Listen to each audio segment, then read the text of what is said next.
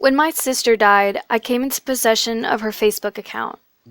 That looks a bit weird now that I've typed that out. To be honest, I'm probably not the first person who should have access to her account. Logically, that honor should go to her husband, Ted, if it goes to anyone at all. The thing is, nobody knows that I have access to the account. She gave me her password. Jesus, 6 years ago. She had asked me to log in and check something for her on my computer. I can't remember why. It's one of those little memories that seemed unimportant at the time, but I miss dreadfully now.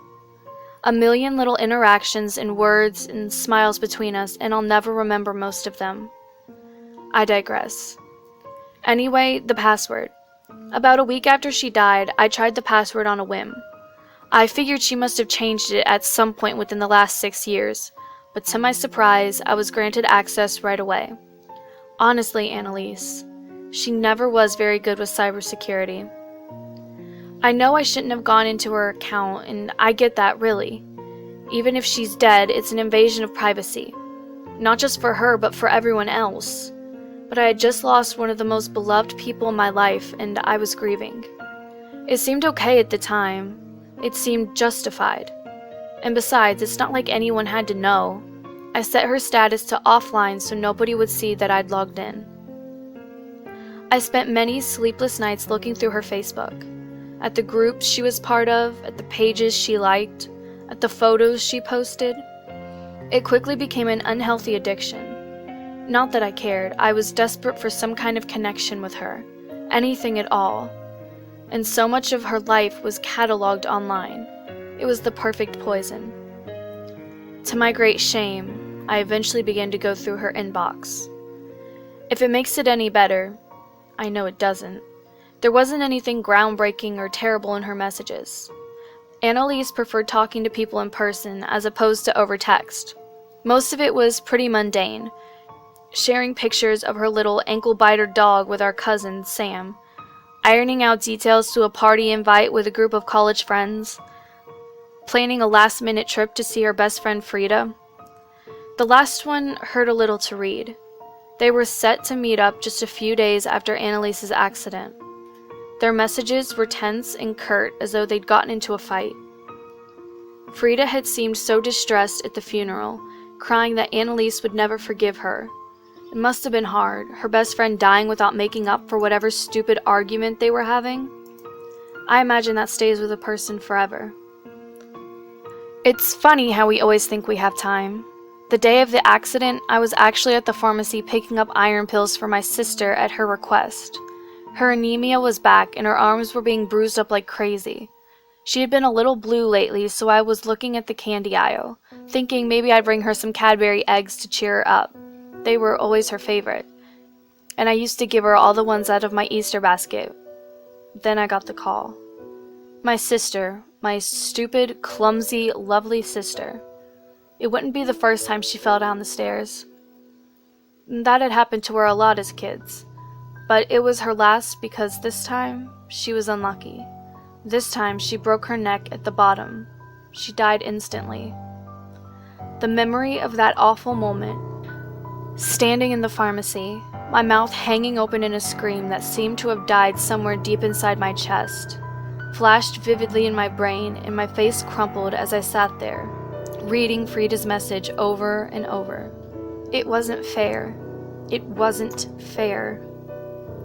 I was still crying, curled up in my computer chair in a fetal position when Annalise received a new message. It wasn't rare for people to send new messages to Annalise's Facebook page. Most of it was clearly sent in a state of grief. People wishing she hadn't gone, wishing they'd had more time. I didn't read any of these messages. To be honest, that felt like too much of an invasion. Plus, they just reminded me of the fact that she wasn't coming home. And weirdly enough, that was what I was trying to avoid by scouring her Facebook all the time. But something was different about this one. This one was from Ted. Before I could close out of the window, I read the first line. Why did things have to be that way? Visions of Ted flashed in my mind from the funeral.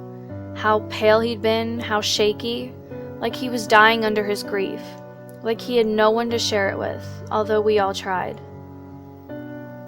Ignoring that little voice of my conscience, I kept reading. Why did things have to be that way? It didn't have to happen like that. You have nobody to blame but yourself, and I'm so angry with you. We could have worked things out. We could have made it work. I love you. Even in our worst moments, you knew that. How could you not? I did everything for you. Gave you everything. You were so ungrateful.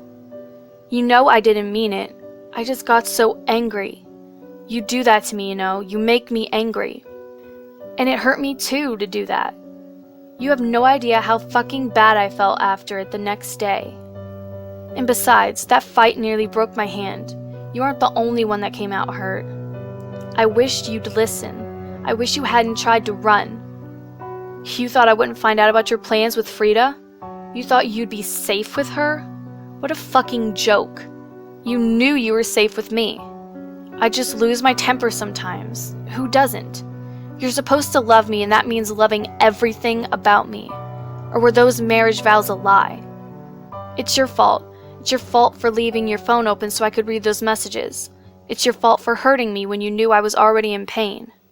It's your fault for making me so angry that I did something to hurt you again. Don't you understand? It's your fault, and now you've been punished for it. As I read the messages, I became increasingly ill. Slowly, a picture started to form in my mind. A picture that made my heart rate pick up and my jaw hang open. No. No.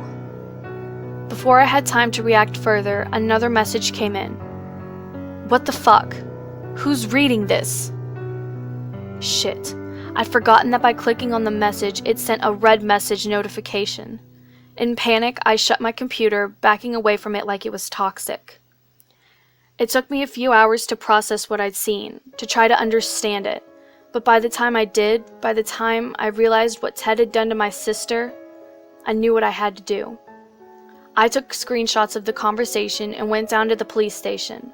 It was about 3 a.m, and they were surprised to see me, of course, but they were very interested in what I had brought in.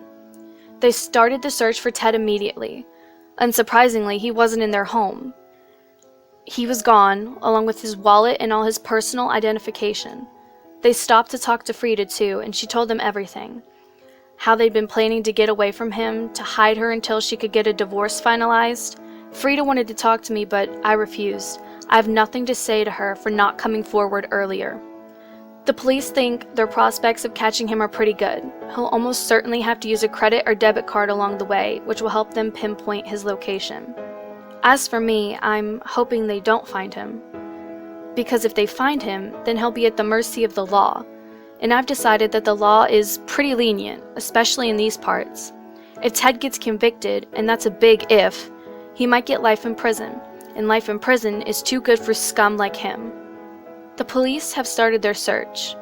Well, I've started one of my own. And I'm not stopping until I find him and get justice for Annalise and for my family. I won't stop until he's choking on his own rotten blood.